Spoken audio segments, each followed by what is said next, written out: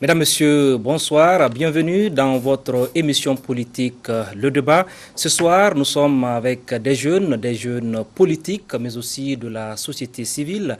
Donc notre thème de ce soir est intitulé Jeunesse présidentielle de 2018 au Mali. Quel rôle pour la jeunesse malienne dans la présidentielle de 2018? La jeunesse va-t-elle opter pour la rupture ou la continuité? La jeunesse a-t-elle les moyens de ses ambitions? Un président jeune au Mali en 2018, le rêve est-il permis? Des questions que nous allons aborder avec nos invités. À ma gauche, nous avons Cheikh Oumar Diallo. Cheikh Oumar Diallo, bonsoir. Bonsoir. Vous êtes secrétaire politique de l'ADP Maliba. Vous représentez ici l'opposition. Tout à fait. À ma droite, nous avons Kaou Abdraman Diallo. Kaou, bonsoir. Bonsoir, M. Ataya. Vous êtes le chargé à la communication du PACP, un parti du centre. Tout à fait. À ma gauche toujours, nous avons Fabo Kanté. Fabo, bonsoir. Bonsoir.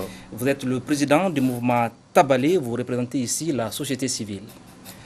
À ma droite, nous avons Moussa Samake. Moussa, bonsoir. Vous êtes le président des jeunes du PSDA, les jeunes du PSDA, majorité présidentielle. Donc voici pour le décor, c'est parti pour un débat de une heure de temps. Ma première question s'adresse à vous, M. Samake, vous êtes de la majorité présidentielle. On le sait, l'actualité politique au Mali reste dominée par les 4 ans d'exercice du pouvoir du président Ibrahim Boubacar Keïta. Quelle lecture faites-vous de ces 4 ans, surtout sur le volet qui vous concerne, c'est-à-dire l'emploi des jeunes? On se rappelle, le président Ibrahim Boubacar Keïta a promis 200 000 emplois aujourd'hui. Est-ce qu'on peut dire que les fruits ont tenu la promesse des fleurs? Merci beaucoup, M. Attar. Je remercie d'abord l'Africa Télévision pour cette belle initiative et ensuite les spectateurs. Au fait, à ce qui concerne le bilan du président de la République durant les 4 ans, comme vous avez si bien dit, une question qui concerne la jeunesse. Vous savez, la question de la jeunesse, vraiment, c'est une question très cruciale. C'est une question très cruciale depuis l'indépendance du Mali à nos jours. Tout le monde sait qu'aucun régime, je dis bien aucun régime ne peut quand même faire face à 100% au problème des questions de la jeunesse. Beaucoup a été fait et beaucoup reste à faire. De ce fait, lorsque vous parlez de la jeunesse, il faut d'abord que la jeunesse elle-même se conscientise d'abord de ce qu'elle fait. Si une jeunesse n'est pas consciente de voir son avenir, de prendre son avenir en main, on ne peut pas trop parler de la jeunesse. Maintenant, pour le bilan du président de la République, je dirais que tout n'est pas négatif. Comme vous avez parlé de l'emploi des jeunes, si je me réfère franchement aux données du ministère de l'Emploi et de la Formation professionnelle, qui, le président avait promis les 200 000 emplois, mais aujourd'hui, selon les statistiques, on a à peu près plus de 200 000 emplois créés pour les jeunes. Donc la promesse a été réalisée à votre niveau, Cheikh Oumar Diallo, les 200 000, c'est toujours sur les 4 ans d'exercice du pouvoir sur le volet emploi des jeunes.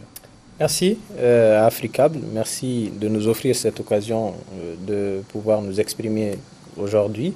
J'aimerais, avant de parler de cela, de noter toute ma déception, parce que aujourd'hui, je crois que très malheureusement, nous constatons une fois de plus que les préoccupations et les attentes des Maliens sont le dernier des soucis des principaux animateurs de la majorité présidentielle.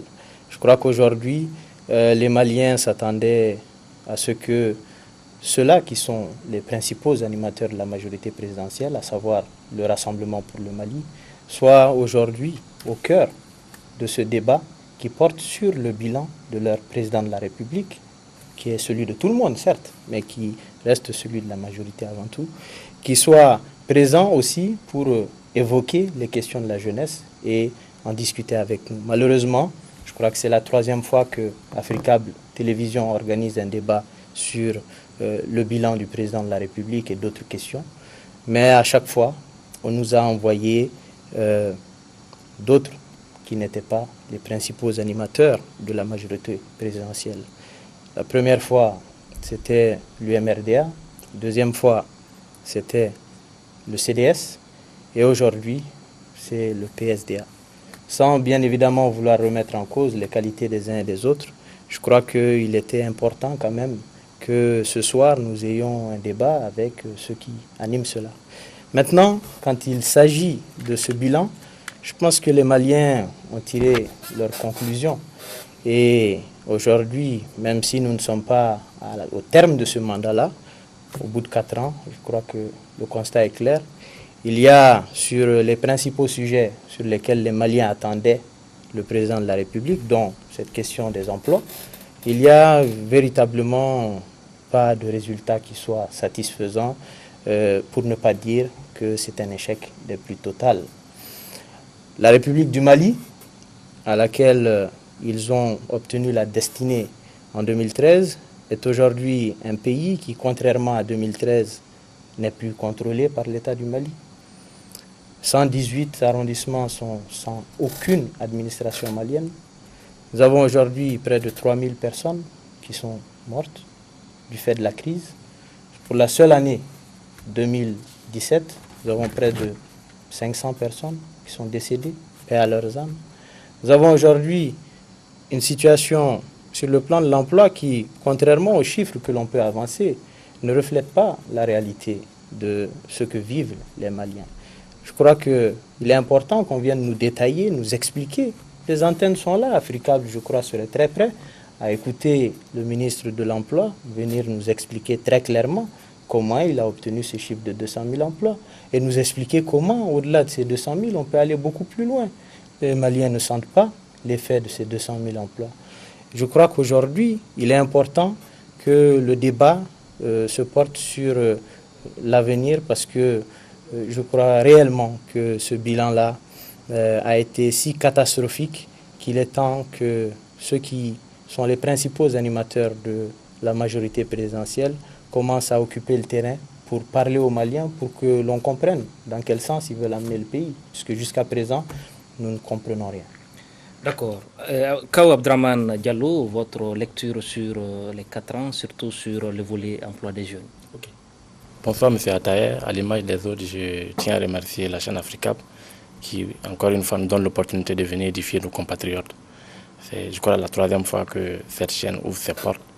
Et c'est vraiment dommage que la chaîne qui se réclame du service public ne puisse pas donner cette opportunité-là. Celle-ci est regrettable. Tout de suite, quand vous avez posé la question à M. Samaké, ça m'a un peu fait sourire, parce qu'il a préféré répondre par le verre à moitié vide. Il a dit le bilan n'est pas trop négatif. Moi, je pense que cette réponse est tellement révélatrice de ce qu'ils ont comme tracas par rapport à cette histoire des 200 000 emplois. On ne crée pas de l'emploi avec des incantations. On ne crée pas comme ça 200 000 emplois. Le Mali en tout et pour tout n'a même pas 110 000 fonctionnaires, pas plus de 110 000 fonctionnaires.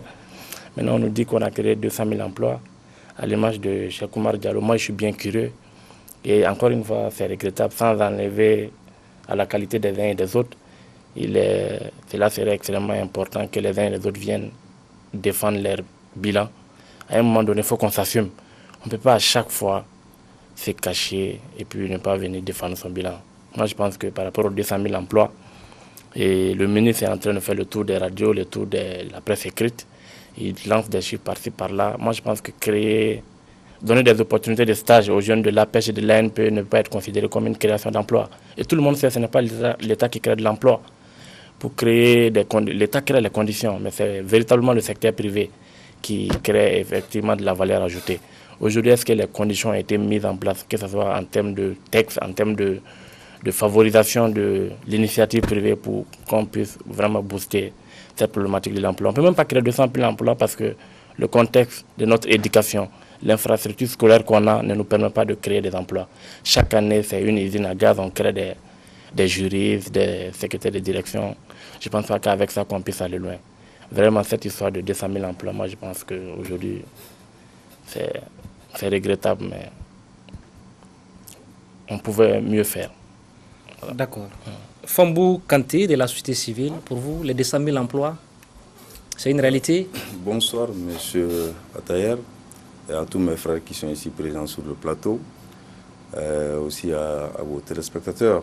Et merci à Africable, bien sûr, pour l'opportunité offerte de nous permettre de donner notre modeste point de vue sur les questions d'intérêt national. Faire le bilan d'une activité humaine, c'est faire une analyse critique et objective de l'activité en vue d'en déduire les forces et les faiblesses, là où ça a marché, ça n'a pas marché, en faisant ressortir un certain nombre de données quantitatives ou qualitatives, ou les deux à la fois. Et appliquer cette démarche à l'action politique d'un homme ou d'un régime exige que l'on parte du rapport entre le niveau d'attente sociopolitique et économique d'une population et les résultats obtenus par l'appareil d'État.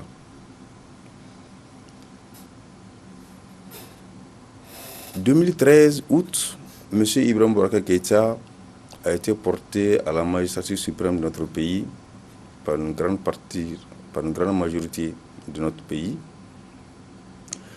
avec une seule et unique motivation, la soif du changement. Changement par rapport à quoi? Par rapport à la gouvernance, principalement. Une gouvernance qui, déjà depuis une vingtaine d'années, avait exténué et escanté les populations maliennes à travers des mauvaises pratiques d'une catégorie d'individus qui sont venus au pouvoir à la faveur des mouvements dits démocratiques et qui ont paradoxalement utilisé cette démocratie pour s'accorder et accorder des avantages et des privilèges pour la seule satisfaction de leurs intérêts individuels, familiaux, partisans et claniques. Donc l'élection de Ibrahim Boubacar Keïta avait suscité cet espoir d'abord. Changement, comme je le dis, changement de gouvernance. On se pose alors des questions toutes simples pour répondre à votre question. Après 4 ans de règne, la gouvernance de notre pays a-t-elle été améliorée pour nous permettre d'avoir un système éducatif performant, nous permettant de vulgariser le savoir-faire, le savoir-être au sein des populations? Après 4 ans, la gouvernance s'est-elle améliorée pour nous permettre d'avoir un système économique efficace, nous permettant d'avoir une stratégie de création de richesses, de rétention de richesses, de redistribution de richesses? 4 ans après, la gouvernance a-t-elle été améliorée pour nous permettre d'avoir moins de chômeurs, pour nous permettre d'avoir une justice mieux distribuée? La gouvernance a-t-elle été améliorée pour nous permettre d'avoir plus de sécurité? Je pense qu'aujourd'hui, répondre par la négative à ces questions ne relève, n'est-ce pas, d'aucun doute. Mais l'avantage de faire un bilan, c'est que quand vous le faites et que vous constatez que vous avez échoué, comme c'est le cas du régime actuel, c'est de vous poser la question pourquoi et comment vous avez échoué. Et au-delà du pourquoi et de comment vous avez échoué, c'est aussi tirer les leçons. J'ai échoué, pourquoi et comment j'ai échoué, et qu'est-ce que je peux éventuellement faire pour redresser la barre. Donc je pense de façon très modeste, de façon très humble, mais avec fermeté, que l'analyse globale de la gouvernance de notre pays par rapport à ces 4 ans du régime de M. Ibrahim Boubacar Keïta est vraiment décevable. Vraiment décevable pour les raisons, n'est-ce pas, que je viens d'évoquer. Maintenant, la question de l'emploi, des 200 000 emplois sur lesquels vous insistez, n'est qu'un élément parmi, n'est-ce pas, tant d'autres, qui doit être analysé dans son... On essaye de vous résumer, les 200 000 emplois ne sont pas atteints. Il faut en douter fort. Les 200 000 emplois, comme certains l'ont dit ici, le fait de produire, n'est-ce pas, des statistiques, c'est une chose. Mais le fait de prouver aussi la réalité de ces statistiques en est aussi une autre. On serait vraiment heureux que ceux qui produisent ces statistiques viennent dire clairement, voici, n'est-ce pas, dans quel secteur, quels sont les différents secteurs où nous avons créé tel ou tel emploi. D'accord. Je vais poser la question de Fabou à Kanté qui dit que les 200 000 emplois sont atteints. Dans quel secteur le pouvoir a créé de l'emploi? Bien, merci M. Atayer. Mon frère Fabou, il a parlé que c'est pratiquement en tout. On ne peut pas douter de ça puisque le ministère est là, les données sont disponibles. Peut-être demain, lundi, il peut passer voir et vérifier si toutefois les chiffres que je viens de donner, si c'est correct ou pas. Maintenant, à ce qui concerne ces emplois, je pense que ce n'est pas seulement la fonction publique. C'est ce que les gens ignorent. Parce que quand les gens terminent, les gens pensent que c'est uniquement qu'on peut avoir des débouchés au niveau de la fonction publique. Non, l'État, c'est un accompagnateur. L'État est là pour accompagner. Et c'est ça, il faut quand même faire de l'entrepreneuriat. Mon frère a parlé de l'éducation, tout, l'éducation, certes. Il faut adapter souvent les systèmes éducatifs aux demandes d'emploi, c'est-à-dire le marché d'emploi, quand même adapter le système éducatif. Maintenant, quand vous parlez de ces 200 000 emplois, parce que je constate que tout tourne autour de ces 200 000 emplois-là. Ces 200 000 emplois, tout n'est pas centré uniquement sur la fonction publique. Tout n'est pas centré uniquement sur la fonction publique. Il y a des secteurs privés où l'État a déployé des moyens pour accompagner des jeunes, bien sûr, des jeunes entrepreneurs qui veulent bien faire quelque chose sans l'État. Mais quand vous me demandez de donner vraiment ces secteurs, il y a plusieurs secteurs. Il a parlé de la pêche. Moi, je ne parle pas de la pêche. La pêche, c'est juste un temps pour des jeunes quand même de prendre de l'expérience dans l'emploi et les accompagner avec quelque chose pour aller. Et maintenant, quand ces jeunes vont se montrer compétents au sein de leur service, en ce moment, ils seront recrutés comme fonctionnaires. Ça, c'est une chance d'abord. Et ensuite, il y a ANPE, il y a FAFPA. Tout ça, c'est pour accompagner des gens. Et l'État a déployé des moyens, que ce soit dans le domaine de l'agriculture, dans le domaine de l'élevage, la pisciculture. L'État a déployé des moyens. Allez-y voir, les données sont là, les statistiques sont là. Je vous en prie. Donc le taux de chômage a diminué pour vous au Mali? Bon, on ne peut pas dire que le taux de chômage a diminué pour nous. Ce que j'aimerais que vous compreniez, sachez que la question d'emploi, c'est une question pas seulement nationale, mais internationale. Vu la démographie galopante au Mali, vu que dans la population malienne, les jeunes occupent environ, je dis bien environ, les 60%. Donc vous pensez qu'un régime peut venir juste pour donner de l'emploi à tous les jeunes? Non. Mais le régime a fait l'essentiel. On a promis 200 000 emplois. Et les statistiques sont là. Les 200 000 emplois, aujourd'hui, on a dépassé les 200 000 emplois. Promesse dit, promesse faite. Je vous en prie. D'accord. La promesse de 200 000 emplois a été atteinte. Oui, monsieur. C'est atteint. Merci, monsieur Atayer. Si la situation n'était pas aussi tragique, on arriverait presque. Et monsieur Samake, vous dites tout de suite qu'un État ne peut pas venir comme ça donner de l'emploi à tout le monde. Justement, quand on ne peut pas donner quelque chose, on ne doit pas le promettre.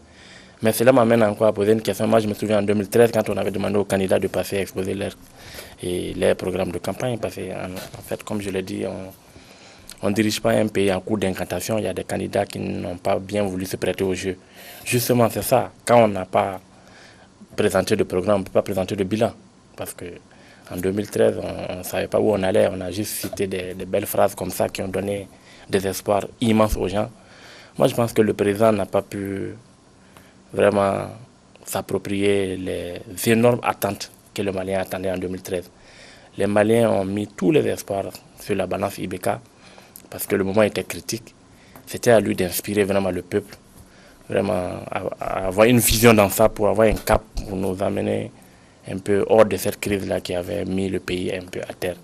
Mais 4 ans après, moi je pense que le contrat est plus que décevant. Diallo, toujours sur la question, un dernier tour de table, allez-y. Oui. Je crois qu'il faut aller au fond de cette analyse sur les 200 000 emplois. Concevons même que ces 200 000 emplois aient été créés. Mais ils ont été créés de quelle manière? Ils ont été créés dans un système que tout le monde a pu voir, de visa, de favoritisme, de clientélisme, de népotisme. Je me souviens avoir rencontré une bonne quinzaine de jeunes. C'était au mois de mai dernier. Ils sont venus me faire part de toute leur détresse face à un certain nombre de phrases qui sont venues anéantir tous leurs espoirs. des agences chargées de la promotion de l'entrepreneuriat privé leur avait carrément réclamé la carte de membre d'un parti politique de la majorité présidentielle, sans quoi il n'y aurait pas de possibilité dans l'immédiat de répondre à leurs demandes. Je crois que c'est tout cela qui est l'échec de la politique de l'emploi. Cette notion d'une politique de l'emploi qui soit aveugle, égale pour tous, une politique de l'emploi qui ne fasse que la promotion du mérite, de l'innovation, c'est cela sur quoi les Maliens espéraient. Une politique dans laquelle on fait en sorte que les jeunes se sentent tous dans la même position lorsqu'ils vont prétendre à un accompagnement de l'État. Donc aujourd'hui, je crois que ce constat que nous pouvons tirer, c'est que si emploi a été créé, il a été essentiellement créé pour satisfaire la base militante de la majorité présidentielle. Et même là, dans cela, il y a eu une certaine forme de sélectivité dans ce qui a été fait. Je le dis, je l'assume, parce que je sais qu'il y a des exemples très clairs, très concrets, qui peuvent, si on le souhaite, s'exprimer et porter le message d'une forme de discrimination dans non seulement les recrutements qu'on a pu voir à un moment dans la fonction publique, chez des cas de gens qui sont allés littéralement enfermer des présidents de mouvements politiques de la majorité présidentielle pour des promesses d'emploi, de recrutement qui n'ont pas été tenues. Donc aujourd'hui, il ne faut pas qu'on se voile la face et qu'on fasse simplement un débat sur 200 000 emplois. Il faut qu'on parle également de toute cette notion d'injustice sociale, flagrante, violente, que vivent les populations maliennes. Ce constat d'une forme d'impuissance face au clientélisme, face à une forme excessive de favoritisme, une impuissance face à toute cette corruption qui gangrène le système malien, face à toute cette forme d'aveuglement qu'il y a à vouloir conduire le pays sans avoir de cap. Moi, je crois qu'aujourd'hui, ce que nous avons, c'est le pire échec que nous ayons pu connaître dans l'histoire politique de notre pays. Je le dis parce que, naturellement, je suis d'une génération qui n'a peut-être pas connu d'autres époques que celle de la démocratie. Mais je pense, en toute honnêteté, qu'aujourd'hui, face à l'immense espoir et au capital de sympathie, au capital d'influence qu'il y avait entre les mains d'une majorité présidentielle à l'accession au pouvoir, constater que tout ce capital-là ait été aussi rapidement dilapidé pour nous conduire aujourd'hui à mettre les populations dos à dos de manière incroyablement inutile, c'est aujourd'hui la preuve que vraiment, je crois qu'il faut avancer. Mais ce que j'aimerais dire encore une fois, c'est que je regrette que les principaux animateurs de la majorité présidentielle refusent d'assumer le bilan, refusent de soutenir le chef de leur majorité, le chef dans la forme, le président de la République, qui a lui-même été obligé de le reconnaître sur les antennes de la télévision nationale, à la question de savoir s'il avait ressenti la solitude du pouvoir. Que nous a-t-il dit? Oh que oui, oh que oui. Et il ne l'a pas répété qu'une fois, pour vous dire à quel point ce sentiment, cette réalité d'un exécutif qui semble aller tout seul est criard. Mais cette situation n'excuse rien, parce que cette situation de solitude au pouvoir a été créée et entretenue à travers un système qui ne faisait la promotion que de certains. Fabou Kanté, sur la question. Rapidement. Hein. Très rapidement, la question de l'emploi doit justement s'inscrire dans une analyse beaucoup plus globale et profonde, comme je le dis.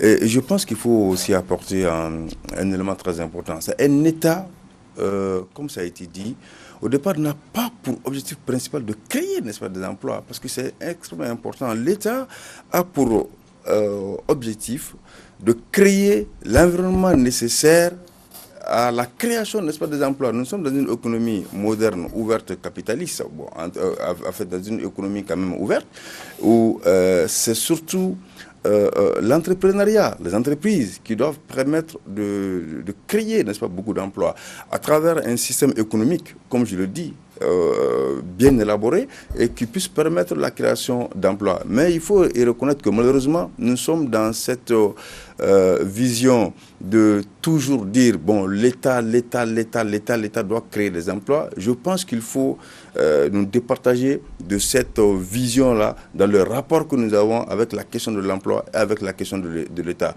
Je ne dis pas que l'État ne doit pas créer d'emplois. Je ne dis pas que l'État n'est pas là pour créer de l'emploi, mais un État est là spécifiquement pour créer les conditions nécessaires d'émergence aux entreprises qui puissent, pour que ces dernières puissent créer de l'emploi. Maintenant, la question des fonds. Est-ce que ces conditions sont créées dans notre environnement économique?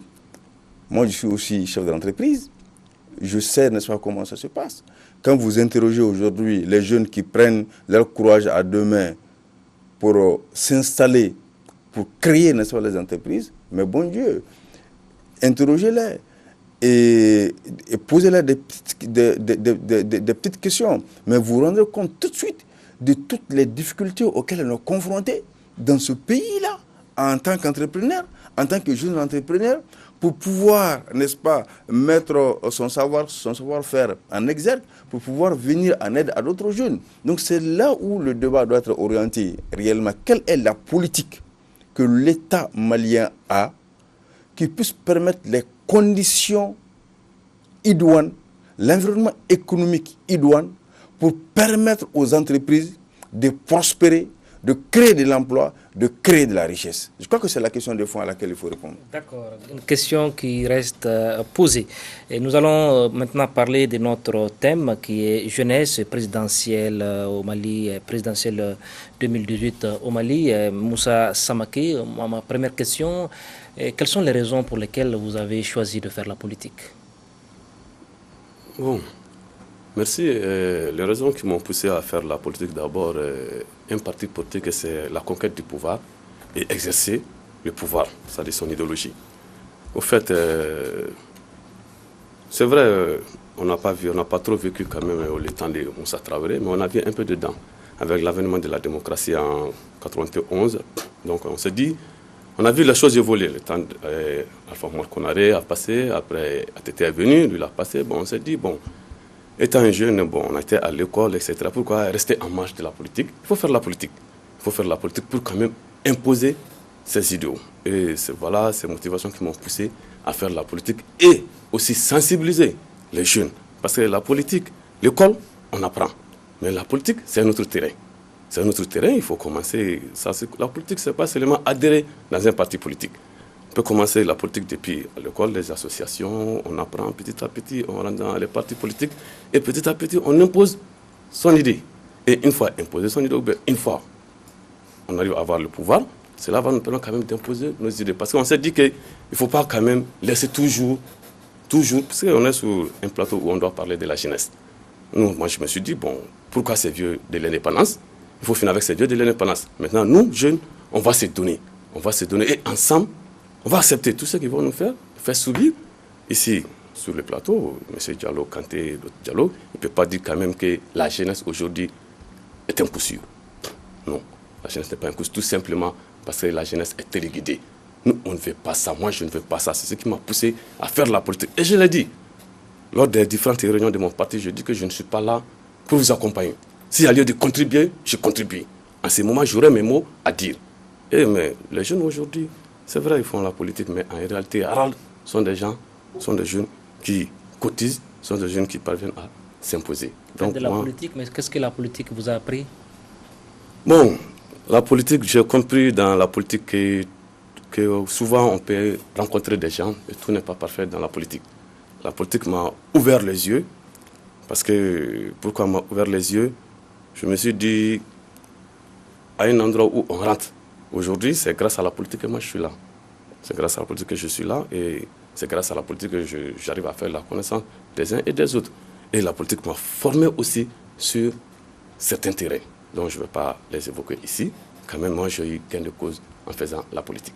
Gain de cause, vous êtes riche en faisant la politique, c'est ça? Non, ce n'est pas parce que je suis riche, je ne suis pas riche, je suis fils d'un pauvre. Mon papa n'a pas été à l'école, ni ma maman. Dieu merci, moi, j'ai eu la chance d'aller à l'école. J'ai un DA en environnement. Donc, ce n'est pas la politique. Je vais parler de l'entrepreneuriat. Moi, j'ai voulu dans le secteur privé. J'ai demandé de l'accompagnement par-ci, par-là, bien avant ces régimes-là. Donc, la politique ne m'a pas rendu riche. Non, pas du tout, mais j'aime faire la politique. D'accord. Voilà. Monsieur Kao Diallo, la même question, vos raisons? Monsieur Atayer, excusez-moi un peu de revenir un peu en arrière, parce que moi je pense que réduire les 4 ans d'année de la gouvernance IBK seulement à parler de 200 000 emplois, c'est vraiment réducteur. Quand IBK prenait le pays en 2013, comme il s'est engagé, il a fait beaucoup de promesses. Moi je me souviens qu'en 2013, quand il est venu, il a déclaré l'année 2014 comme année de lutte contre la corruption. Et je me souviens que la première année, c'est vrai qu'il y a le vérificateur qui est venu, qui a remis le premier rapport, et ensuite plus rien. Et moi, je me souviens que le rapport 2013 et 2014, il y a plus de 153 milliards de manques à gagner, ou bien de mauvaise gestion, ou bien de détournement. Les dossiers, jusqu'à présent, on ne sait pas où on en est. Quand on demande aux magistrats, ils disent qu'ils n'ont rien reçu. Quand les dossiers dorment dans les tiroirs. Pour quelqu'un qui a déclaré une année 2014 comme année de lutte contre la corruption. Et juste après, quand la gouvernance a commencé, le président s'est lancé dans des dépenses de prestige, notamment l'achat d'un avion dont on ne connaît pas le prix, et l'achat d'équipements militaires qui ont été épinglés par tous les partenaires du Mali, notamment le FMI. Et pire, les personnes responsables de ces malversations, de ces mauvaises gouvernances, n'ont pas été sanctionnées. Et mieux, après, ils sont revenus encore dans le gouvernement. Donc moi, je pense que par rapport à la gouvernance, cela a été un très mauvais signal. Cela a été un très mauvais signal où les populations ne se retrouvent plus dans cette gouvernance-là. Parlons de la question de sécurité. En 2013, quand le président Ibeka venait, le Stade du Mali était présent un peu partout sur le territoire du Mali. Aujourd'hui, laissons même les 3 régions du Nord, venons dans la zone de Moti, dans la zone du Delta central, on a plus de 132 localités où on n'a pas de préfet. Et Cheikh Oumar l'a dit, on a plus de 33 000 morts. Il y a eu toutes ces dépenses dans la loi de programmation militaire. Le gouvernement est tout le temps dans la réaction. Chaque jour, quand on apprend des nouvelles, il y a tel convoi qui a été tombé en embuscade. Il y a tel camp de FAMAS qui a été attaqué. Le pouvoir est toujours dans la réaction, on n'est pas dans l'action. Quand on parle de sécurité, ce n'est pas seulement que des investissements militaires. C'est aussi dans la guerre, il y a aussi le renseignement. Il y a aussi beaucoup le renseignement et d'autres techniques. Et jusqu'à présent, l'armée, un pays, pour que ça avance, il faut que d'abord il y ait la sécurité. Aujourd'hui, cette sécurité-là, on n'en voit pas. Il y a eu la crise des syndicalistes, on a vu ici. Le Premier ministre, quand il a pris le pouvoir, juste quand il est venu, le problème s'est résolu. Mais avant ça, on a fait 1 mois où on a eu plus d'une centaine de morts. Moi, je pense que ça, c'est... Le mot est trop fort, mais c'est criminel. Cela veut dire qu'on aurait pu arranger cette situation-là, mais on a laissé pourrir la situation à tel point qu'il y a eu vraiment ces drames malheureux où on a perdu la vie des milliers de gens. Moi, je pense que c'est en termes de gouvernance, même de façon globale, que tout n'a pas marché. Et en 2013, on avait l'opportunité d'inspirer tout le peuple par rapport à ce pays-là qui était à terre. Et vous avez posé la question de savoir pourquoi est-ce qu'on est venu à la politique. Et la politique telle que nous, on le constate, comme il l'a dit, moi aussi, je n'ai connu que la génération de la, j'ai dit démocratie, entre guillemets. Et les personnes aujourd'hui qui président nos destinées, qui se réclament du mouvement démocratique, on peut dire qu'ils ont échoué, que ce soit certains cadres de la majorité ou bien de l'opposition. C'est la même classe politique et depuis depuis plus de 2 décennies. Et je ne conçois pas la politique comme étant une histoire de vieux ou de jeunes, comme il le dit. Ce n'est pas forcément quand on est vieux, qu'on est jeune ou bien que les jeunes vont venir, les vieux vont partir. Moi, je ne m'inscris pas dans cette logique de rupture-là parce que tout est imbriqué. Ce n'est pas aussi facile qu'on le dit. Mais quand on regarde 10 ans en arrière, il y a beaucoup de gens de ma génération qui ne s'occupaient pas de politique. On était dans les grains, on regardait le foot. Mais il a fallu que le pays sombre pour qu'on sache vraiment que le pays est à la dérive et qu'on se demande le pays à qui, le pays qu'on a confié à ces cadres-là qui se réclament du mouvement démocratique, qui, quand ils venaient, ils étaient tous des enseignants gringalés, excusez-moi du terme, 20 ans après, sont devenus des enseignants qui sont des multimilliardaires, comme il l'a dit. Et c'est vrai, il y a une question de création de richesses, mais il y a une question aussi de distribution de richesses. Mais à côté de ça, il y a une injustice flagrante où seuls les fonctionnaires sont devenus aujourd'hui les personnes les plus riches au Mali. Cela est inacceptable dans un pays. Ce n'est pas à la fonction publique de créer de la richesse. Notre notion de service public du pouvoir, c'est que diriger, c'est servir. Diriger, c'est servir. Un homme public, il est là d'abord pour servir son pays. Mais on ne peut pas concevoir que 3 mois, 4 mois, 5 mois, une année, quand les gens viennent, quand ils sortent, leur patrimoine a considérablement augmenté, ils sont des milliardaires du jour au lendemain. Cela est inacceptable. Et moi, je pense que cette forme de violence que notre pays traverse aujourd'hui, toute cette crise qu'on traverse, c'est un peu le corollaire de tout ça. Il y a une forme d'injustice jusqu'à ce que les gens croient que pour être riche, il faut que certains soient au pouvoir. C'est pourquoi les gens ne se retrouvent pas dans cette classe politique-là qui nous gouverne aujourd'hui. Ce n'est pas une question de jeunes vieux. Il y a aussi des jeunes qui ont eu leur chance dans la gestion du Mali. Mais malheureusement, comment ils s'en ont servi. Donc moi, je pense qu'il y a une véritable idée aujourd'hui d'alternance, d'alternative, appelez-le comme vous voulez, mais on a besoin de renouveler aujourd'hui cette classe politique-là. Il y a beaucoup de, je ne dis pas jeunes, mais il y a beaucoup de gens qui n'ont pas encore été dans l'exercice du pouvoir, qui ont des idées fraîches, qui ont des idées nouvelles. Et sous d'autres aussi, on voit des gens, quand ils échouent à des politiques, ils se retirent carrément. Mais aujourd'hui, il y a les mêmes, peut-être sont là 20 ans, 30 ans, 40 ans, ils échouent, ils reviennent chaque année. Et chaque année, ils prétendent incarner le renouveau. Nous, vraiment, on ne se retrouve pas dans ça. Diriger, c'est servir. Et vraiment, moi, je pense qu'aujourd'hui, il faut renouveler cette classe politique-là. Mais pas forcément en termes d'âge ou bien en termes de jeunesse, mais en termes d'idées nouvelles, en termes d'implémenter autre chose que ce que nous avons aujourd'hui. Car le Mali mérite mieux aujourd'hui. On a des jeunes qui ont fait des études, qui n'ont pas de complexe, qui peuvent bien gérer ce pays-là aujourd'hui. Mais encore une fois, ce n'est pas forcément la question d'âge. D'accord. Kao Diallo, M. Diallo, votre position sur la question? J'ai, depuis très longtemps, été amené à lire. J'ai beaucoup aimé lire. Et je suis tombé sur un certain nombre d'ouvrages fondamentaux qui m'ont beaucoup inspiré. Il y avait Nelson Mandela, Un long chemin vers la liberté. J'ai lu un certain nombre de discours de Sankara et puis Modibo Keïta. Je crois qu'il y a un certain nombre de personnes, de personnalités inspirantes qui m'ont amené à réfléchir sur le sens d'un engagement, d'une manière de voir comment s'impliquer dans la vie de mon pays, surtout au vu de ce à quoi j'étais déjà confronté dès le plus jeune âge. J'ai vu un certain nombre d'écarts incroyables entre le riche et le moins riche, entre celui qui avait accès à l'éducation et celui qui ne l'a pas eu. Et ce sont toutes ces interrogations qui m'ont amené à vouloir comprendre et m'impliquer dans tout cela à l'issue des études que je menais. Et très rapidement, j'ai découvert encore dans le monde politique toute une réalité qui est franchement totalement répugnante. Et une gestion, quand on grandit, on comprend mieux ce qu'est la gestion, ce que sont les bilans, ce que sont toutes ces questions-là.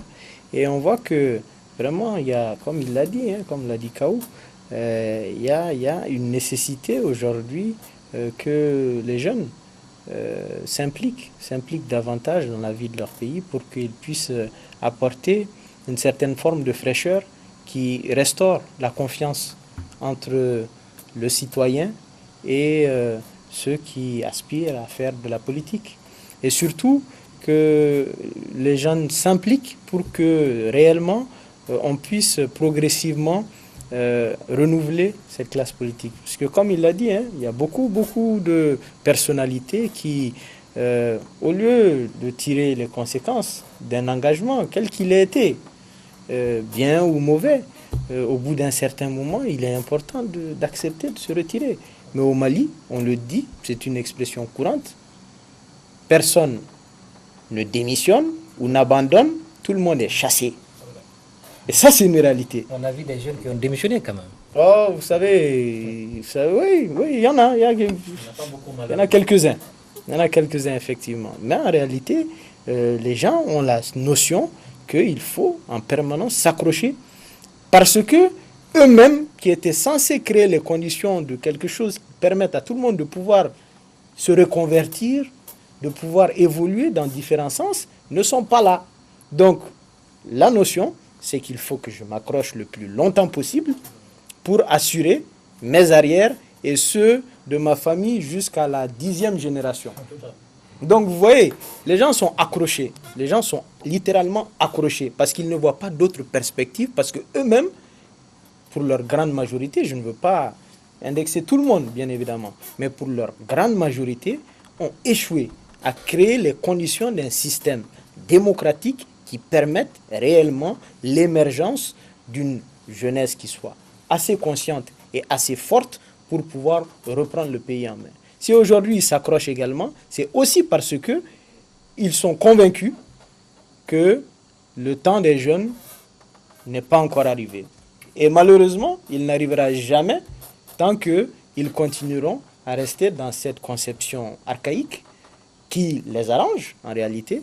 Et donc aujourd'hui, je crois qu'il y a plein de mouvements, plein de jeunes qui montrent, même au sein de ces partis politiques qui sont les partis de certaines figures des caciques du monde politique malien, même au sein de ces partis, il y a beaucoup de jeunes de qualité.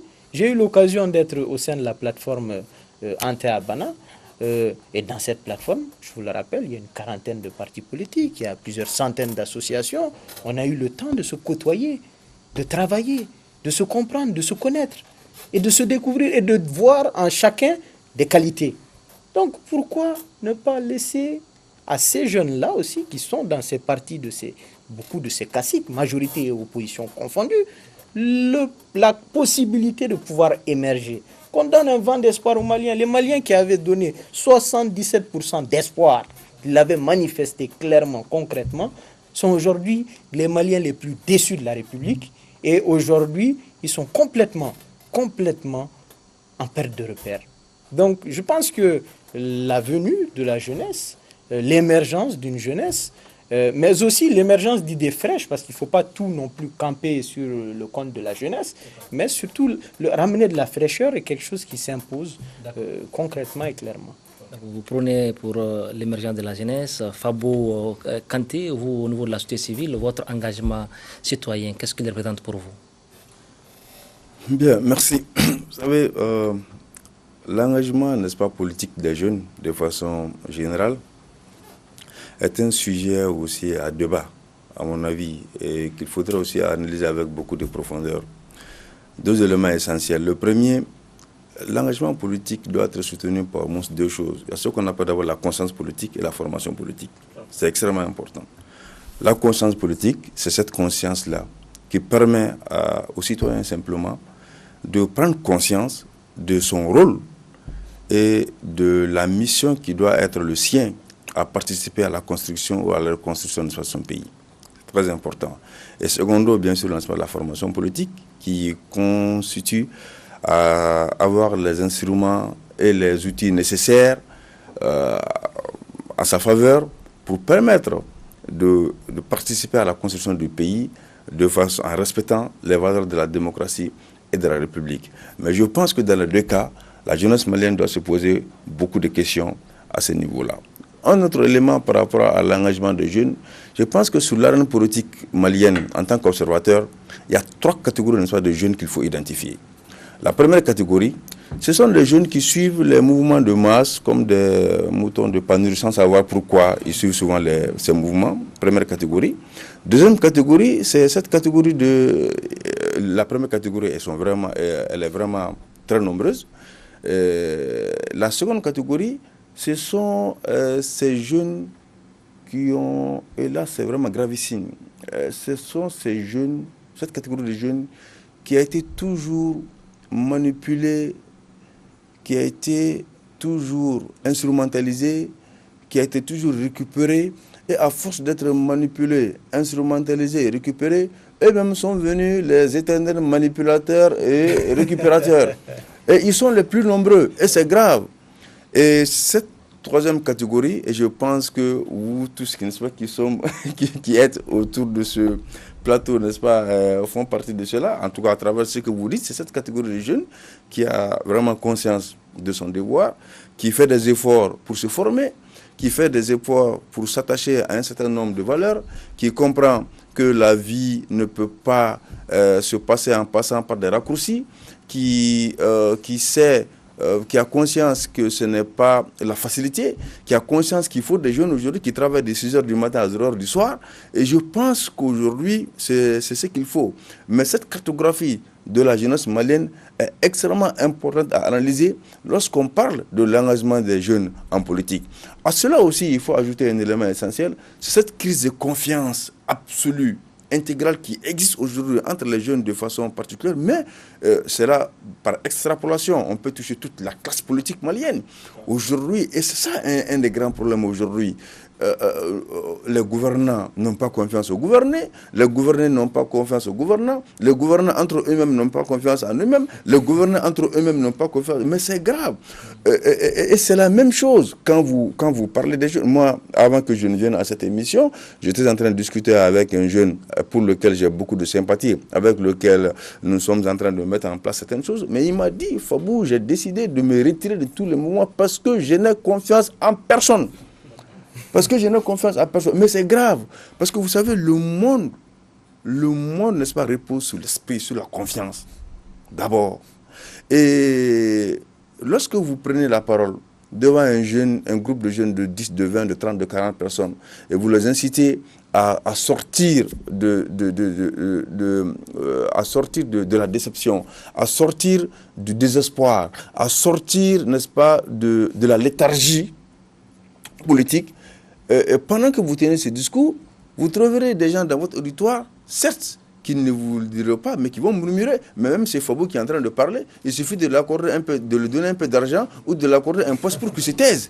Mais malheureusement, c'est ça aussi. Parce qu'on a eu aussi des jeunes, les gens à un certain moment donné se sont mobilisés sur la base de la confiance absolue pour accompagner des jeunes, pour accompagner certains jeunes, bien sûr ce n'est pas tous les jeunes, pour accompagner certaines personnes. Et ces personnes-là sont devenues l'incarnation de la déception générale. Donc je pense que ça c'est l'équation, une des équations à résoudre lorsqu'on évoque la question de l'engagement politique de la jeunesse malienne. D'accord. Fabou Kanté, vous avez parlé de crise de confiance. Kao a dénoncé aussi la gouvernance du pays. Moussa Samake, les jeunes ont dénoncé beaucoup de choses. Mais qu'est-ce que vous êtes en train de faire au niveau de votre parti politique pour conquérir le pouvoir? Bon, en fait, d'abord, je parle en tant que jeune. Je parle au nom de la jeunesse de mon parti et l'ensemble des jeunes du Mali. C'est-à-dire, il y a un problème que les gens ignorent. C'est vieux, sinon c'est père de la démocratie. Certes, comme le dit en Bambara, donc, interprétation pour les auditeurs ou les téléspectateurs qui ne parlent pas Bambara. Ça dit, je veux dire, un enfant très bien mûr peut faire quelque chose de bien, comme les vieux le font. Donc, qu'est-ce que je veux dire par là? Ces vieux de la démocratie, souvent, ils traitent les jeunes, ils nous traitent comme des incompétents. Ces anciens, parce qu'ils ont été aussi jeunes, hein, donc entre guillemets, quand oui, même, ils ont été jeunes avant. Oui, ils ont été jeunes, mais aujourd'hui, on traite la jeunesse malienne comme des incompétents. Donc, à plus forte raison de nous traiter comme on n'a pas de ça. Nous-mêmes, finalement, on se crie que franchement, on ne connaît rien, en réalité. Or, l'expérience, c'est l'ensemble des erreurs commises dans le passé. Donc, je veux dire à ces gens-là, comme il a aussi bien dit, crise de confiance, certes, c'est vrai, il y a une crise de confiance qui est là. Mais cette crise de confiance, ça vient d'où? Il faut que la jeunesse elle-même d'abord se fasse confiance. La jeunesse elle-même d'abord se forme. La jeunesse elle-même d'abord sache qu'aujourd'hui, le Mali, c'est pour nous. L'avenir, c'est pour nous. Et ensemble, c'est nous qui allons faire le Mali de demain. Mais tant qu'il n'y a pas ça, il a parlé de 3 catégories de jeunesse, M. Kanté. Je dirais bien, c'est vrai, 3 catégories de jeunesse, mais il y a de ces jeunes où, je l'ai dit la fois passée, la jeunesse n'est pas un coup sûr. Il suffit seulement de venir avec quelque chose, l'achat de conscience. Ça, c'est pas bien. L'achat de conscience. Nous avons vu à travers les élections passées, il y a eu pas mal de jeunes qui se sont présentés au niveau de mon parti. Pratiquement, c'est le mérite. C'est le mérite, les jeunes compétents, les jeunes engagés, dévoués, qui veulent faire quelque chose pour ce pays. Et maintenant, qu'est-ce qui a fait ce problème? C'est le problème d'achat des électeurs. Ils viennent, on a de l'argent, on les donne, ces jeunes sont engagés, ils rentrent de porte à porte avec leurs motos ou plus ou moins leurs véhicules pour aller voir, et mais les mesures d'accompagnement les fonds de fonds, tout simplement, ils ont l'envie, mais les moyens financiers font défaut. Donc, de ce côté, nous, moi, ce que je souhaiterais quand même dans notre parti, c'est que nous faisons quand même pour les jeunes, c'est d'abord la formation. Une jeunesse bien formée, bien éduquée, est un bâtisseur averti. D'accord. Moussa Kanté, vous avez parlé aussi de crise de confiance. Et Kaou Diallo, est-ce qu'il faut croire aujourd'hui? Faut-il croire à la jeunesse? Et Monsieur Attaher, vous savez, en 2020, l'Afrique sera plus de 1 milliard d'habitants. Tout le monde dit, quand on écoute les chaînes de privé internationales, tout le monde dit l'avenir du monde aujourd'hui, c'est l'Afrique. Et quand on regarde la proportion de la population, plus de 2 tiers de cette population est jeune aujourd'hui. Donc, forcément, l'avenir de cette Afrique-là, de ce Mali-là, c'est presque tous les pays ont la même réalité, sera de confier les pays à des jeunes. Pas seulement en termes d'âge, comme je l'ai dit, mais en termes de fraîcheur, d'idées nouvelles. Il y a tellement de concepts. Le Mali de 1960, l'Afrique de 1960 n'est pas le monde d'aujourd'hui. Le monde va tellement vite aujourd'hui, avec toute cette dynamique d'invention nouvelle, de création, d'innovation un peu partout dans le monde. L'Afrique ne doit pas rester en marge. Et pour que l'Afrique ne reste pas en marge, il faut que l'institutionnel, le politique, évolue avec son temps. Aujourd'hui, on a des dirigeants dans le continent, dans notre sous-région, qui sont là depuis plus de 40 à plus de 50 ans. Cela doit cesser. Des populations peuvent subir 1 année, 10 années. Le chanteur l'a dit. Quand un groupe d'ethnie monopolise le pouvoir pendant plusieurs décennies, tôt ou tard, c'est la guerre civile. Donc c'est la même chose. Que ce soit par la guerre civile, que ce soit par d'autres formes de contestation. On est obligé aujourd'hui d'aller vers cette alternance-là, vers cette alternative-là. Au Mali, comme je l'ai dit, depuis plus de 2 décennies, c'est les mêmes personnes. Même la personne qu'on a prise en 2013, on a dit c'est le renouveau. Il s'est entouré encore de ces mêmes personnes. Donc chaque fois qu'on crie, c'est à peu près la même chose. Moi je pense qu'il faut forcément, tout de suite quand il parlait, il a dit la politique lui a tout donné. Moi je pense qu'on ne vient pas à la politique pour réussir. D'abord, des jeunes que nous sommes, on a tous fait la plupart d'entre nous ont fait des études dans le secteur privé. Il y a beaucoup qui sont à leur propre compte aujourd'hui. On ne vient pas dans la politique pour s'enrichir. Il faut que cela soit clair. On vient parce qu'on pense qu'il y a quelque chose qui ne va pas et qu'on peut servir. Aujourd'hui, quand nous on regarde, je ne dis pas ces vieux-là, mais quand on les regarde, nous on pense qu'ils ne sont pas en phase avec les réalités aujourd'hui. Ils ne sont pas en phase. Moi, excusez-moi, je me dis, nos dirigeants actuellement qui vont négocier au nom du Mali, je me dis qu'ils sont complexés. Nous, on a presque étudié avec cette jeune génération aujourd'hui qui dirige le monde. C'est la même catégorie de jeunes. Il n'y a pas de complexe. Cheikh Oumar Diallo, il a peut-être étudié à l'extérieur. Il aurait pu croiser Macron. Moi, je pense qu'aujourd'hui, il est avec Macron, il n'a pas de complexe. Mais nous, aujourd'hui, il y a encore ces relents de la colonisation. Ils aussi ont étudié dans les... Il y a aussi ces relents de colonisation, de complexes qui font que les gens croient qu'on ne peut pas aller loin sans ces chances-là. Il y a beaucoup de dynamiques aujourd'hui dans la société. Il y a cette histoire de francs CFA, il y a cette histoire de faut quitter dans le giron de l'Occident. Donc il y a tout ça. Et pour ça, il faut vraiment qu'il y ait un renouvellement de cette classe politique-là. Je suis dans un parti où aujourd'hui le leadership est tellement jeune. Chez nous, notre credo, c'est diriger, c'est servir. Je suis dans un parti où, pour l'une des rares fois, le président, quand il a eu notre poste, il a été après notre poste, il a démissionné. Ce n'est pas fréquent aujourd'hui. Je suis dans un parti où les jeunes prennent librement la parole. À tel point que souvent les gens demandent est-ce que le bureau sera en phase avec ce que ces jeunes ont dit. Les idées bouillonnent, le débat est là, le débat est ouvert. C'est pas comme.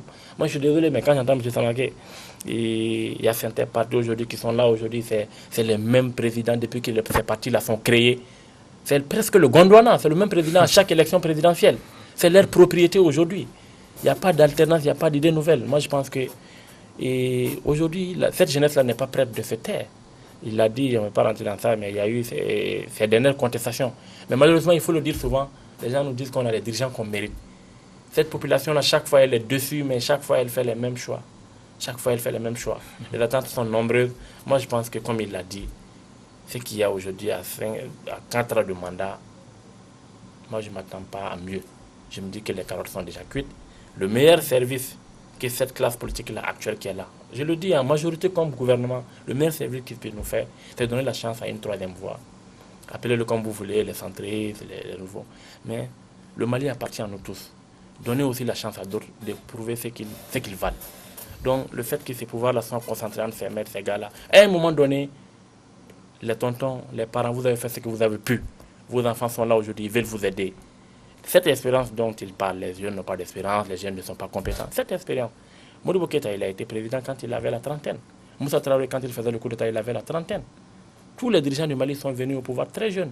Aujourd'hui, cette jeunesse-là qui est ultra connectée, qui vit en phase avec son moment où aujourd'hui le monde va tellement vite qu'on ne peut pas taxer cette jeunesse-là d'incompétence.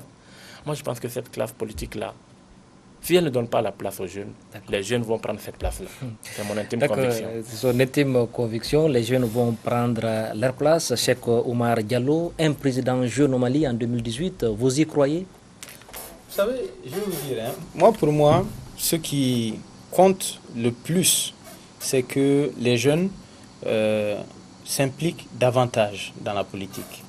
C'est qu'ils s'impliquent également dans tout ce qui concerne la vie de la démocratie de manière générale. On l'a vu, comme il a indiqué lors des périodes de contestation du projet de révision constitutionnelle, il y a des centaines de milliers de Maliens qui sont essentiellement jeunes, sont sortis, qui ont manifesté un point de vue par rapport à une décision dans la gouvernance du pays. Mais aujourd'hui, ce sur quoi également nous tous attendons ces mêmes centaines de milliers de personnes, c'est sur leur implication dans le processus électoral l'année prochaine.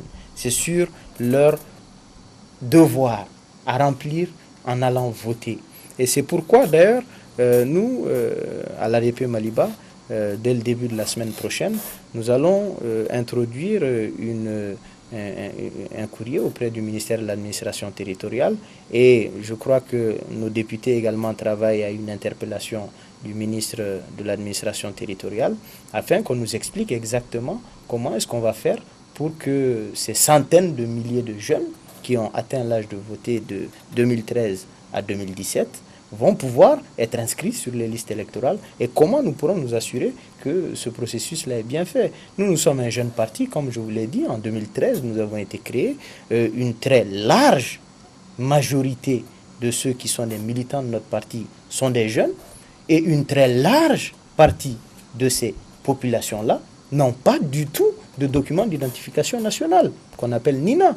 Donc aujourd'hui, je pense que si la majorité présidentielle veut rendre un service au Mali et aux Maliens, je pense qu'il est plus qu'important aujourd'hui qu'une très forte priorité soit mise sur la mise en œuvre d'un processus qui permette des élections qui reflètent une véritable réalité dans ce pays-là. D'accord.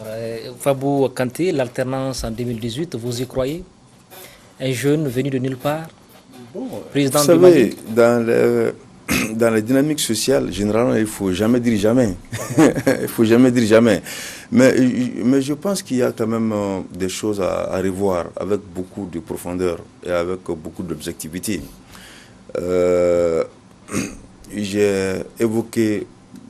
J'ai donné un certain nombre de préalables par rapport à l'engagement des jeunes tout à l'heure. Nous sommes pratiquement à la fin de l'émission.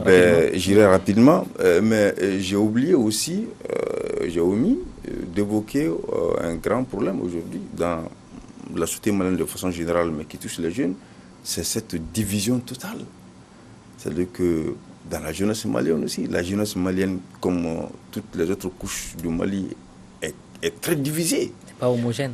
Elle n'est pas homogène, elle est hétérogène. Non, il ne s'agit pas de la question de l'homogénéité ou de l'hétérogénéité, mais la capacité, n'est-ce pas, à s'inscrire dans une dynamique de mutualisation des énergies, des expériences et des intelligences pour aller, n'est-ce pas, vers un but commun autour des valeurs. C'est de cela que je veux parler. La grande mobilisation que nous avons vue lors des dernières contestations, et j'en suis heureux d'en faire partie, cette grande mobilisation est justement le résultat de la cristallisation d'un certain nombre de frustrations et de déceptions des populations vis-à-vis du régime IBK et non seulement de la question même du projet référendaire, du révision constitutionnelle. Ça, c'est une mise au point, n'est-ce pas, qu'il faut faire. Et je pense que dans l'analyse, il faut intégrer cela. Donc, si nous comptons, en tout cas, sur la remobilisation de la jeunesse pour s'inscrire dans l'alternance ou l'alternative, n'est-ce pas, 2018, comme il va falloir, n'est-ce pas, que d'autres stratégies soient élaborées. Mais pourquoi ça va être très difficile? je vais très rapidement terminer là-dessus. Aujourd'hui, nous lançons des flèches ou des critiques acerbes vis-à-vis, n'est-ce pas, du régime actuel, vis-à-vis du président de la République, avec respect bien sûr vis-à-vis de son régime, qui a été aujourd'hui l'incarnation de la désobéissance générale, je m'assume. Mais pendant ce même moment, quel est le Malien que vous entendez réclamer un membre, n'est-ce pas, de l'opposition politique au pouvoir? C'est une question aussi qu'il faut se poser. C'est parce que, de façon globale, la société malienne elle-même a jeté un certain discrédit sur la classe politique malienne de façon globale. C'est pourquoi l'échec du régime IBK, si échec y est, doit être inscrit dans l'échec, n'est-ce pas, de la classe politique malienne de façon globale. Mais bien sûr, on ne rentre pas dans les généralisations. Aristote disait que tout discours sur tout est un discours sur rien. Cela ne veut pas dire qu'il n'y a personne au niveau de la classe politique malienne, n'est-ce pas, qui soit valable. Mais nous parlons, n'est-ce pas, de la majorité des cas. Il faut que les animateurs de la politique malienne se rendent compte qu'aujourd'hui, ils sont discrédités par les populations. Et s'ils veulent aujourd'hui offrir une chance à l'émergence ou bien une chance, n'est-ce pas, au changement du Mali, de grâce, qu'ils puissent, n'est-ce pas, aider d'autres voix, d'autres jeunes qui ont, n'est-ce pas, d'autres façons de voir et de faire pour que la gouvernance change, n'est-ce pas, demain. Je crois que c'est une question qui n'est pas facile à résoudre. Bien sûr, il ne faut pas aussi s'inscrire dans la logique d'un conflit de génération, parce que autant, comme je le dis, autant il y a des jeunes qui sont bons, autant il y a aussi des anciens qui sont bons. Et généralement, quand je définis le concept de jeune, je me réfère pas généralement à la question biologique, c'est-à-dire de l'âge, parce qu'être jeune est un état d'esprit. On peut avoir 70 ans et être jeune, pendant qu'on peut avoir 25 ans et être vieillard. Et malheureusement, c'est le cas dans certains cas. D'accord, vous sentez très philosophe, Fabou Kanté, mais on me signale que nous sommes pratiquement à la fin de l'émission. Me permettez quand même de vous donner un dernier mot. On commence rapidement avec Moussa Samaké. Votre dernier mot pour les téléspectateurs. Merci beaucoup. Je remercie vraiment les membres du tableau et les téléspectateurs. Tout simplement pour rappeler M. Diallo, quand même chez nous au PSDA, pratiquement, c'est les jeunes qui décident. Hein. On est tous jeunes. Le parti a été créé en 2013. Et ensuite, j'aimerais qu'ils comprennent que l'alternance est une bonne chose en politique. C'est à nous jeunes de s'organiser. Et ensemble s'organiser et qu'on se fasse confiance entre nous jeunes.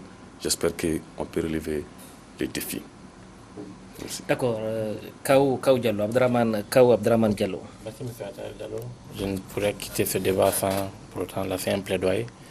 Nous, au PACP, quand pour la plus grande majorité d'entre nous, quand on a décidé de nous impliquer dans la vie de notre pays, de notre cité, il y a un message que je voudrais qu'on lance. C'est que la politique n'est pas un métier. Le métier de politique. Tout de suite, en début de truc, M. Samaké disait que la politique lui a tout appris. Contrairement à nous, on s'est réalisé avant de faire cette politique-là. Et il y a beaucoup de leaders de mon parti, notamment notre président, qui ont réalisé des choses dans la société, qui ont été entrepreneurs, qui ont entrepris des choses dans les localités, sans pourtant d'abord venir dans la politique, mais qui ont réalisé des choses. La plupart de cette classe politique que je décris aujourd'hui, la plupart d'entre eux ont reçu une éducation de l'État malien. Depuis qu'ils sont jeunes, ils sont dans le roi du système. Mais qu'est-ce qu'ils ont apporté aujourd'hui au pays? Il est extrêmement important que les Maliens, à l'heure du bilan, sachent que ces jeunes-là aujourd'hui-là qui s'engagent, qui a fait quoi? Qui était qui? Qu'est-ce que chacun a fait dans son terroir? Il est extrêmement important. Et c'est extrêmement important cela. Et la politique, comme je l'ai dit, ce n'est pas un métier. On a des politiciens de carrière aujourd'hui. Il y a 2 ou 3 générations qui sont en train de faire la politique aujourd'hui. Il y a des jeunes qui ont réussi dans l'entrepreneuriat, qui ont réussi dans d'autres affaires, qui sont là, qui se mettent un peu en congé, qui veulent servir leur pays, qui donnent vraiment la chance à cette jeunesse-là, mais pas forcément en termes d'âge, comme il l'a dit, comme chacun le répète ici, mais en termes d'idées nouvelles, qu'on donne la chance à d'autres de montrer que dans ce pays-là, on ne pourra pas le faire seul. Unis, nous allons gagner tous. Divisés, nous allons perdre tous. Encore une fois, diriger, c'est servir.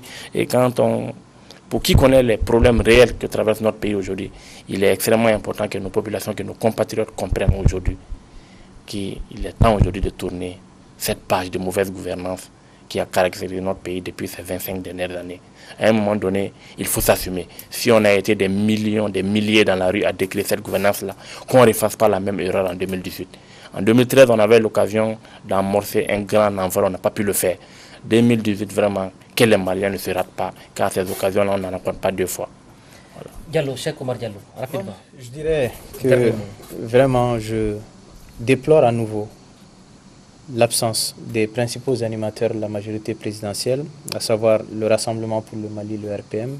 Parce qu'aujourd'hui, si vous regardez bien le débat que nous avons mené, c'était un débat tellement intéressant, un débat tellement constructif, un débat tellement important qu'il est incompréhensible, inadmissible, insultant à l'endroit de la jeunesse que le RPM n'ait pas accepté de s'assumer et d'envoyer quelqu'un pour qu'on discute.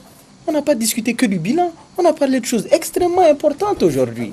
Et moi, je trouve que cela est déplorable et cela dénote d'une certaine forme, peut-être pour être gentil, de honte face au bilan, de gêne face au bilan, mais surtout ce que cela laisse comme trace, c'est un mépris incroyable pour le peuple malien, un mépris incroyable pour la jeunesse malienne, un mépris incroyable pour toutes ces couches laborieuses qui sont en train de souffrir.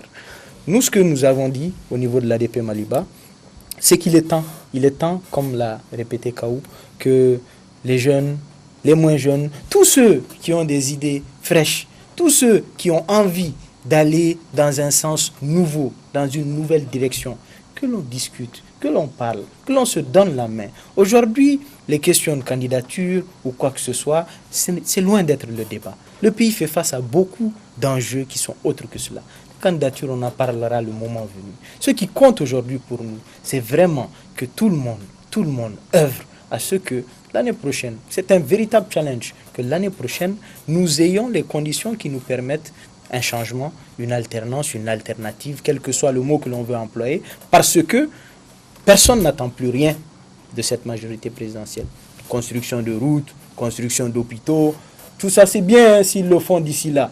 Tout ce qu'on veut, c'est face au défi du retour de l'administration, face au défi de l'organisation des élections, face au défi qu'il y a dans tout ce domaine qui concerne les élections présidentielles, les élections générales, on ne voit rien. On n'a aucun calendrier. Même cette question de l'inscription sur les listes électorales, personne ne sait où il faut aller pour s'inscrire. Comment peut-on comprendre ça? Donc, je le dis encore, je remercie Africable parce que ce genre de débat, c'est le genre de débat qu'on aurait attendu sur l'ORTM, qui est la chaîne nationale, mais qui malheureusement est en train de filer du très mauvais coton. Et donc, vraiment, je tiens à remercier tout le monde au nom du président de notre parti, l'honorable Amadou Thiam, et au nom de l'ensemble des membres du parti pour l'écoute attentive des Maliens. Je dis aux Maliens que effectivement la politique a beaucoup déçu, mais il y a encore de très bonnes graines sur la scène politique. D'accord, il y a encore de très bonnes graines sur les derniers mots de Cheikh Omar Diallo. Fabou Kanté. D'abord, je souhaite vivement qu'il y ait élection en 2018 parce que ça, c'est un débat qu'on n'a pas pu aborder parce que les signaux, en tout cas les analyses internes géopolitiques et géostratégiques, n'est-ce pas, souvent nous pousser à mettre même la tenue des élections de 2018, n'est-ce pas, en doute. Mais je touche du bois et j'espère que le temps me donnera tort. Mais ce que je voudrais dire au peuple malien à travers votre antenne, de l'intérieur comme de l'extérieur, c'est que ceux qui ont mis le peuple, le Mali dans le trou, que les Maliens comprennent qu'ils ne sont pas les seuls Maliens. Les auteurs, n'est-ce pas, des difficultés auxquelles nous sommes confrontés ne sont pas les seuls Maliens. Il y a d'autres Maliens. Et ça nous renvoie à une valeur démocratique essentielle. Lorsque là où vous avez échoué, il y a d'autres hommes qui peuvent réussir là où vous avez échoué. Et un second élément, c'est rapidement, c'est de lancer un appel, un vibrant appel au peuple malien pour que la mobilisation générale soit sonnée autour de notre pays. Mobilisation générale autour de notre pays pour que les filles et les fils de ce pays-là se donnent la main sans aucune forme de considération politique, de couleur, n'est-ce pas, de statut, parce que notre pays a besoin de cela en ce moment. Pour qu'ensemble, nous puissions surprendre le monde entier, pour qu'ensemble, nous puissions montrer que les difficultés auxquelles nous sommes confrontés ne sont pas au-dessus des possibilités de résolution des problèmes des Maliens. Un grand pays au sein duquel il y a des grands hommes, au sein duquel il y a encore des hommes capables, des hommes, n'est-ce pas, qui ont la capacité d'identifier et de résoudre des problèmes. Mais il faut qu'on se donne la main pour les identifier, les aider, les promouvoir pour que la gouvernance change de main. Et c'est le message, n'est-ce pas, du mouvement Tabalé qui n'a pas d'autres objectifs que de réussir, n'est-ce pas, ce challenge-là. Je vous remercie. Merci. Les derniers mots, les 2 derniers vers de l'hymne national du Mali donnent espoir, les chants fleurissent d'espérance et les cœurs vibrent de confiance. Mesdames, Messieurs, c'est la fin de cette émission que j'ai eu l'immense plaisir de présenter. Nos invités étaient Cheikh Oumar Diallo, secrétaire politique de l'ADP Maliba, qui représente sur ce plateau l'opposition. Il y a aussi Kaou Abdraman Diallo, qui est secrétaire à la communication du PACP. Il représente ici le centre. Il y a aussi Fabou Kanté, président du mouvement Tabalé, qui représente la société civile sur ce plateau. Et notre dernier invité, Moussa Samaké, qui est le président des jeunes du PSDA, majorité présidentielle. Mesdames, Messieurs, merci de rester fidèles au programme de Africable Télévision.